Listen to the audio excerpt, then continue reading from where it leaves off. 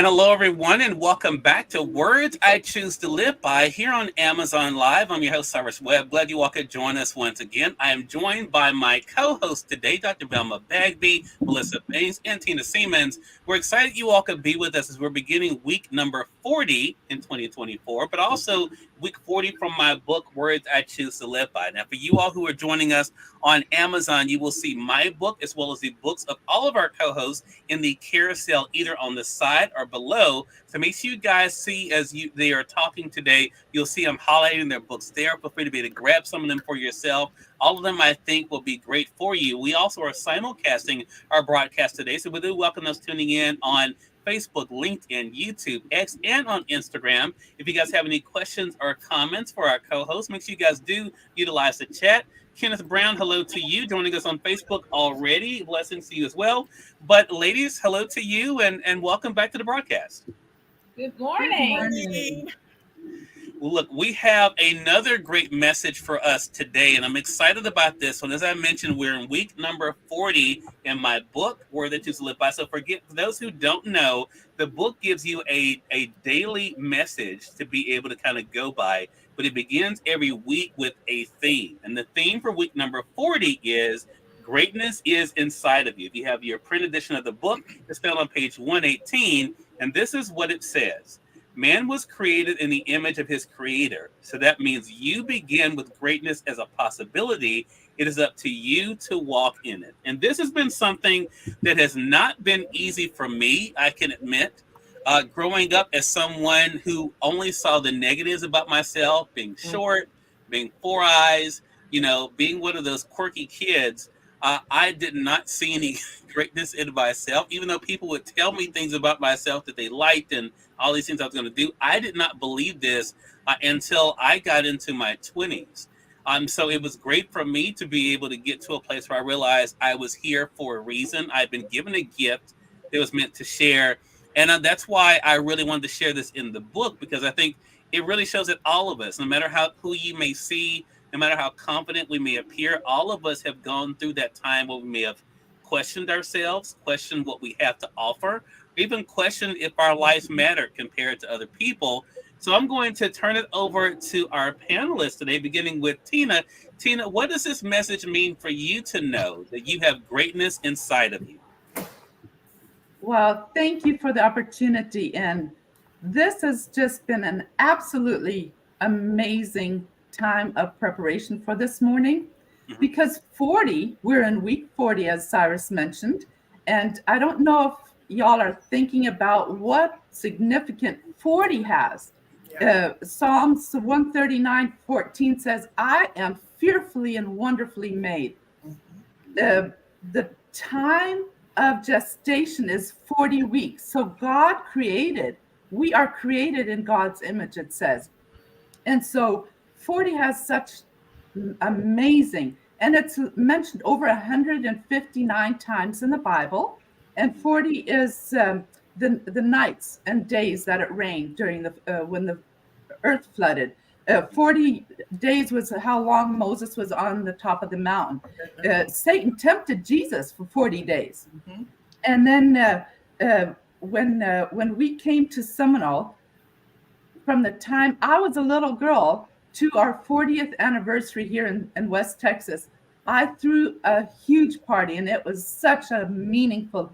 So 40 has always been a significant number. And today, as I was preparing for this, I was truly reminded of the amazing time that God has given each one of us. He already knew our gifts when we were in the 40th week in our mom. Being in hardship. 40 means going through hardships, growth, and often it's a testing time. Just thinking of my mom's gestation when she was pregnant with me, she was told by her doctor that I was going to be a stillborn. And then the Lord had me revived through the vitamins that she was given. And so it was a hard time. Every human being that's born today has gone through this time of hardship and growth during those 40 weeks of pregnancy. And so for us to know that we were chosen with the ability and possibility of God's amazing talents that He gave to every human being has something. And for us to choose to walk in that talent is just such a powerful reminder that each one of us has that greatness in us. And so I just encourage you, if you haven't discovered the greatness that you were born for, then don't give up searching until you have found. Right. Love that. Love that. Thank you so much for sharing that, Tina. You're Great way to get us kicked off. Melissa, what about for you? How has it helped you, or what has it been like for you to realize that you have greatness inside of you?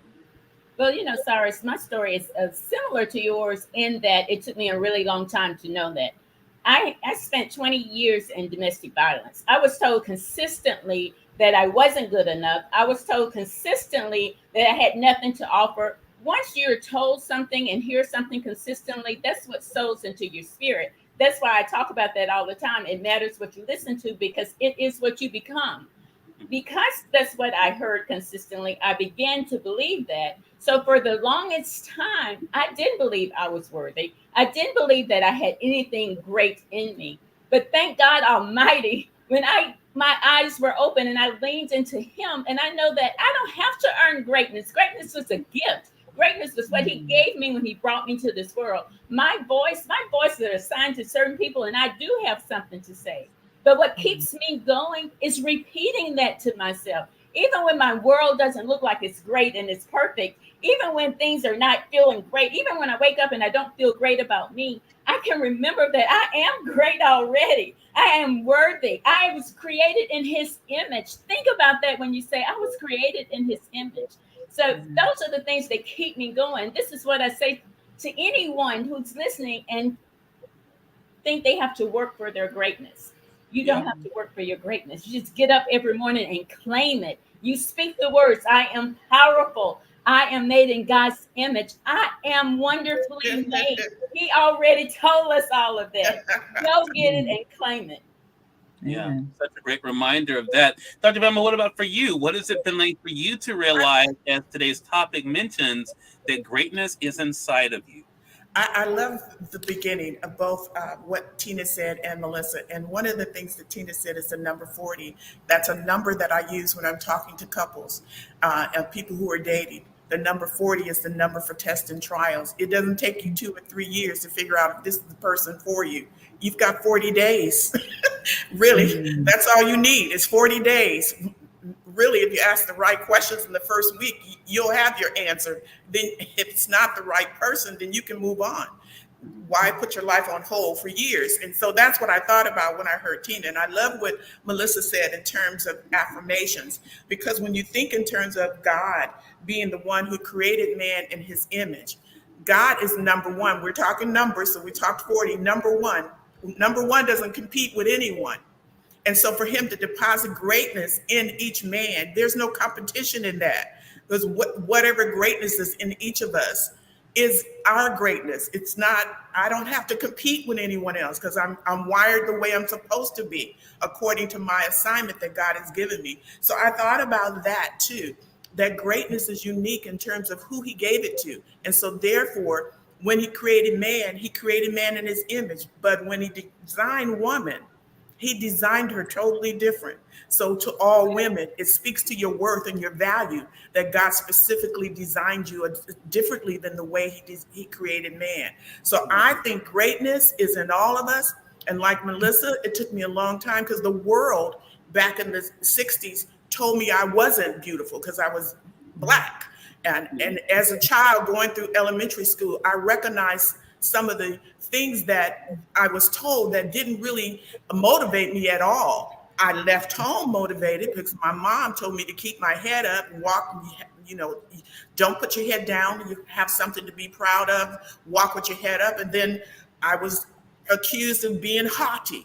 And I had to look up the word at the time. I was just growing up. And so all of that chipped away at what my family told me I was, because the world had not accepted me yet. And that's one of the reasons I love Tina's journey and her book, because it's so similar to what we experienced as African Americans in this country. We had to learn to grow and grip what we know is inside of us. And that's what I had to do. I had to learn to get it back. What the world said I wasn't, I had to learn to discover it. And like Melissa said, God helped me to discover that in myself. And I had to embrace who He created me to be and ignore what the world said about me because what they were saying was not true. Yeah, love that. We're off to a great start here. We could really end the show right here. You all have shared some great messages, but I want to say welcome those who are just tuning in. You all are watching Words I Choose to Live By here on Amazon Live, but we are simulcasting this on Facebook, LinkedIn, YouTube, X, and on Instagram. Hello to you, Jared, joining us over there on IG as well. Appreciate you guys coming in on YouTube as well as X. If you guys have any questions or comments for the group today, make sure you guys put those in the chat. We're glad to have you. Wendy, hello to you. Good to see you over there on Facebook as well. We're discussing week number 40 in my book, Words I Choose to Live By. I'm going to highlight it again in the carousel for you guys here on Amazon. You all can get your copy of it. They're in paperback, hardcover, or Kindle. The message for today is greatness is inside of you. The second round, I'm going to begin with Melissa. Melissa, I said in this particular message, so you began with greatness as a possibility. It is up to you to walk in it. I want to talk about the challenges of that because it's easy for us to say to people, you're great, walk in greatness. But that is a process for sure. What helped you in the process, Melissa, of walking in your greatness? You're definitely correct because you can believe it, you can hear the words, but until you feel it in your spirit, until you walk in it, you won't accomplish the greatness that's already set for you. See, everything comes with something you have to do. So in this case, what you have to do is first believe it. You have to believe that you're great, and that was the first step for me. Is once I began to believe that I am great, I do have greatness inside of me, but I can't just sit on it because if you just sit on it, nothing happens. So I have to control my environment, what I let pour into my spirit, and my actions. The thing about it is you have to take action to get to where you need to be. So it's definitely a process, and it's an intentional process because the world is out there. There's negative stuff on this side. There's negative stuff on the left side. There's even negative stuff, believe it or not, in your social media, on your social media page that will pour into your mind and change your spirit. So what I learned is to control my environment, control what I see, and to make sure my actions are according to what I believe. I believe I am great. Therefore, my actions should control that, should move that into the power forward, into the empowerment that I have. This is the thing, is you have to consistently do it. I began thinking there's this one right thing to do. And once I did that right thing, then I was set up. But that's not the case. It's intentional and it's consistent. You have to believe in yourself and take actions that show what you believe. Such a great point. Dr. Velma, what about for you? It's one thing for us, we say, we all agree we have greatness inside of us. What has it been like for you, the process of embracing that greatness? First of all, what I said earlier is learning to embrace who my parents said I was at a very young child, having to get that back. And then God then speaking into my life when I committed my life to Him at the age of 24. And so that's when I really discovered my worth, my value, based on what God had already spoken over our lives as human beings. But we also have to understand that greatness doesn't mean arrogance. It doesn't mean, hey, I'm walking into the room, you better recognize who I am. That's not greatness. Because when you look at true greatness based on the model that God has given us, the character of Jesus, greatness was a servant leader. Greatness was here to serve. Greatness was here to give. Greatness was here to love. Greatness was here to pour on upon the people what they needed. And so it was using wisdom. It was being humble. It was being ready to serve. And so we have to recognize that as we've been given our assignments, that's what greatness is for us. It's the model of the same humility, but recognizing who we are, that God has shown us in that Jesus modeled when He was on the earth. He didn't walk into the room and say, hey, I'm God's son. Y'all better recognize. He didn't do that. He served in a very humble way. And so servant leadership is important. So I take what God has given inside of me and I humbly serve Him as I activate and act on what He's given me to do. Yeah. Kenneth says, yes, servant leadership. I posted what you said, Dr. Velma. Greatness is not arrogance. I think that's a great reminder for us all and something to think about, because so many times I think people think in order to be great, you have to be grandiose, and it's not at all what we're talking about here. I appreciate you sharing that. Tina, what about for you? As we all mentioned, and as you said, yes, we all have greatness inside of us, but what has it been like for you? I know you've talked about this before, but what has it been like for you, the process of embracing that greatness for yourself? Process is the key. And as it says, it is up to you to walk. When we walk, that is a journey. And sometimes the journey leads us through valleys, and sometimes we are on the mountaintop. So it is that journey that, like both Melissa and Dr. Velma has mentioned, that we have to affirm in ourselves, because every human being has a gift. Because if we were created in God's image, then everyone has greatness inside of them. And that is so often it's called a 7-inch game. It's what happens between our two ears. So we think of ourselves, whether we are great or whether I can do this, or we talk ourselves out of it.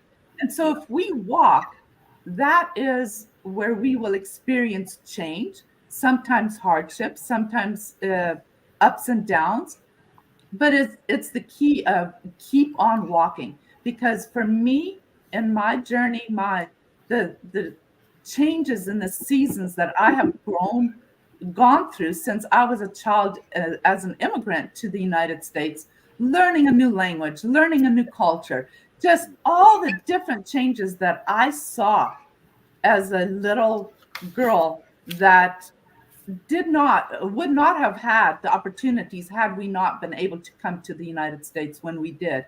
So therefore, I see how God prepared the pathway that he chose for me to walk on.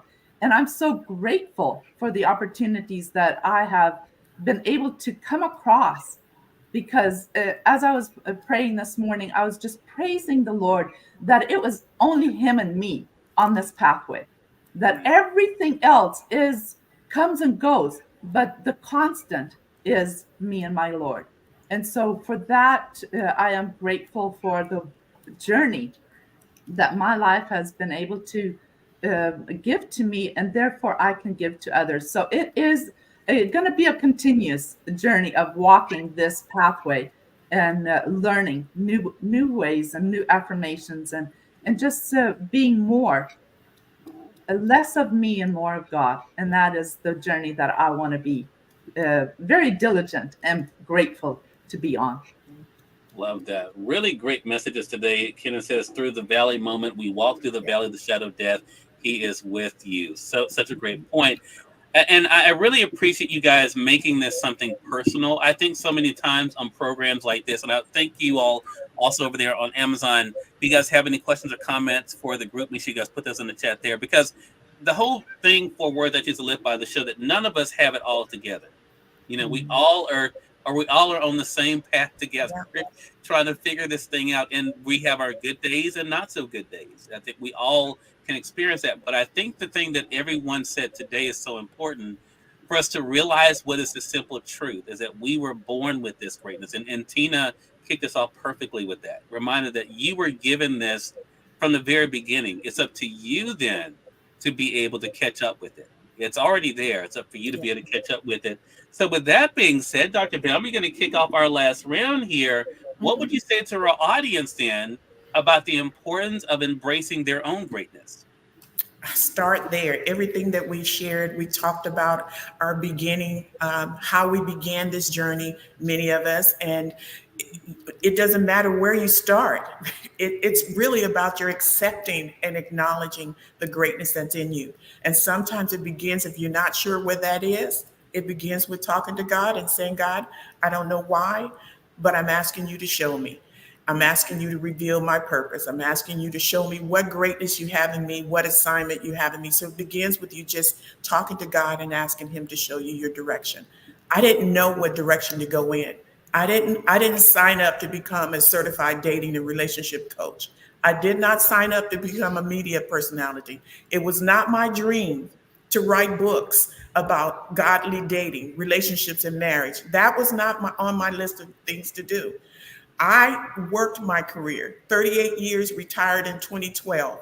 And then God told me, now I need you to do this. So I had my idea of what my plans were, but God changed those plans. And so that's the beginning of discovering what God has for you, is to begin with first pursuing Him and asking Him what it is He would have you to accomplish, because whatever that is, He's already downloaded it in you. And so therein lies what I had to do. I had to say yes to the assignment. I had to say, okay, I'm not going to retire. So, okay, if this is what you want from me, and then to be blessed with 50 years of marriage, who does that? Nobody but God. And so He let me know, because of what you've accomplished and what I've given you, you need to help others. And so that's why I'm in the place that I'm in. I didn't sign up for it. I didn't ask for it. I didn't dream about it. But God gave me what He wanted me to do. And that's why I always say I had a list, but God has a list. And I had to yield to His list. And that's what you want to do. Don't try to figure it out and try to process it. You go to the one who's given it to you and seek His wisdom and guidance. Awesome. Tina, what about for you? What would you say to our audience about the importance of embracing the greatness inside of themselves? I think learning how to use the tools that we've been gifted. I grew up among, my father was a carpenter, and my husband started out as carpenter. We're still in construction. So learning how to read the blueprint and then applying the right tools. The foundation is everything. And so if we have a solid foundation, then all we can do is build on that. And then our structure will be sound. And that is, each one of us has those tools. We just need to learn what to use each tool for. Love that. And Melissa, what would you say to our audience about the importance of walking in the greatness inside of them? Well, what I think you have to first begin with believing, even when you don't understand it, even when those doubts are in your mind that you are not perfect. I shared this story when God placed in my spirit that I would own my own business. I had literally no idea of what that was. I didn't know people who looked like me who owned their own businesses. But when the day came that became a reality for me and my job went away, I sat in my car and my first thought in the midst of tears was what God had said to me weeks earlier. So I didn't understand it. I didn't feel great at that moment, but I knew in that moment that He had greatness for me. It's not that I had to work hard enough to earn it. I didn't have to like enough people that were powerful to earn it. I had to understand what that meant, because clearly I did not. But He opened up so many doors along the way that showed me. But the key is believing you have the greatness in there. It's not figuring it all out. So whatever that dream is that's in your heart that you haven't moved on because you think you're not good enough, I've been there too. I've been in rooms where I felt everybody in the room was better than me. I felt everybody else deserved to be in the room, and by some luck of the straw, I was sitting on at the table. But God had a bigger plan for me, and He continues to open those doors and things I never dreamed. So don't figure it all out. Get up every day with the intention of believing that your greatness is in you, and then take steps toward building your life and saying yes to the opportunities that God already has in store for you.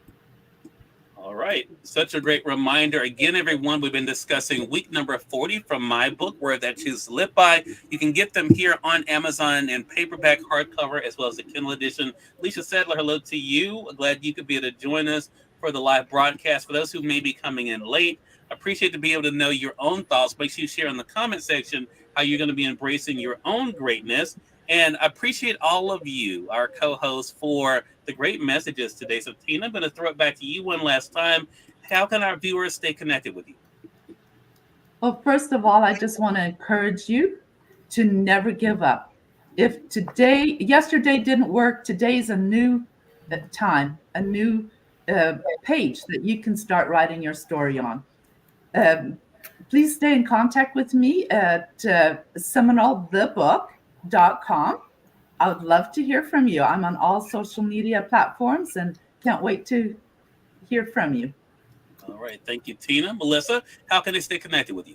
Greatness is in you. It's already there. All you have to do is act on it, claim it. It's yours. You can stay connected with me at themelissabanks.com. You can, all of our social media platforms are there. Our podcast, you can listen to some of the amazing women that share their journeys with us. You can know what's coming up next for us is themelissabanks.com. All right. And Dr. Velma, how can they stay connected with you? I'm on all social media platforms as Dr. Velma Bagby. So I look forward to hearing from you. So please make sure you subscribe in any of those cases. And I look forward to hearing from all of you. Thank you so much for today, Cyrus. Oh, look, I thank all of you, and I appreciate you all for joining us. Wendy says, thank you, very inspiring. Thank you for that, Wendy. That's our hope here.